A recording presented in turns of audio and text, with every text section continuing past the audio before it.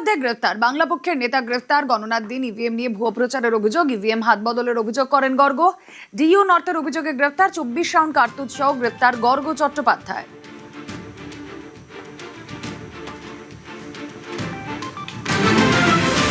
Deo north complain করেছিলেন যে during elections এই যে গর্গা চ্যাটার্জি আছেন উনি ইভিএম ট্যাম্পারিং নিয়ে এরকম একটা পোস্ট করেছিলেন। পলিটিক্যাল গ্রুপকে আহ্বান করলেন কি তোমরা আন্দোলন করো, এই করো, সেই করো।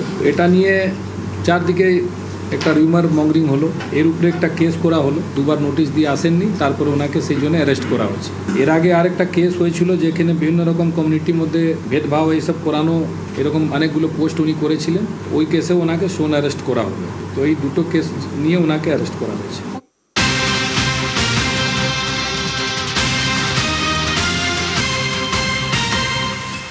গর্গর কেন সরকারি নিরাপত্তা রক্ষী, এই নিয়ে প্রশ্ন। ব্যক্তিগত নিরাপত্তা রক্ষী নিয়ে ঘুরতেন গর্গ, নিরাপত্তা রক্ষীর কাছ থেকে উদ্ধার কার্তুজ, কেন গর্গকে সরকারি রক্ষী তা নিয়ে প্রশ্ন। কথা বলবো, অমিত রয়েছেন সঙ্গে। অমিত, গর্গকে যখন গ্রেফতার করা হয় সেই সময় সেখানে উপস্থিত ছিলেন বারুইপুর পুলিশ জেলা থেকে জেলার একজন বারুইপুর পুলিশ জেলার একজন পুলিশ কর্মী, অর্থাৎ তিনি গর্গ চট্টোপাধ্যায়ের ব্যক্তিগত নিরাপত্তা রক্ষীর দায়িত্বে তিনি ছিলেন। সেক্ষেত্রে প্রশ্ন উঠছে তিনি কোনো সরকারি আধিকারিক না বা সরকারি কোনো কমিশনের পদে নেই বা সরকারি কোনো দায়িত্বপ্রাপ্ত নন, তবে কেন তাকে সরকারি নিরাপত্তা দেওয়া হয়েছিল এই প্রশ্নটি ইতিমধ্যে উঠতে শুরু করেছে।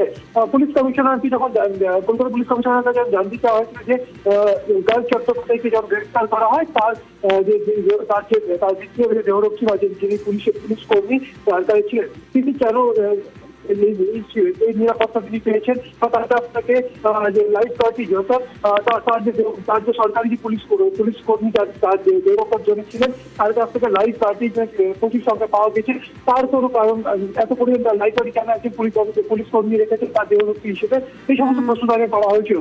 যেহেতু বারুইপুর পুলিশ জেলার অধীনে তিনি কর্মরত, সেক্ষেত্রে কলকাতা পুলিশের তরফে বারুইপুর পুলিশ জেলার সঙ্গে তারা কথা বলছে এবং কথার পরে বিষয়টি জানার চেষ্টা করছেন যে এই সিকিউরিটি কবে থেকে রয়েছে, কেন তাকে দেওয়া হয়েছে, সমস্ত কিছু খোঁজখবর নেওয়া হচ্ছে কলকাতা পুলিশের তরফে। ওকে।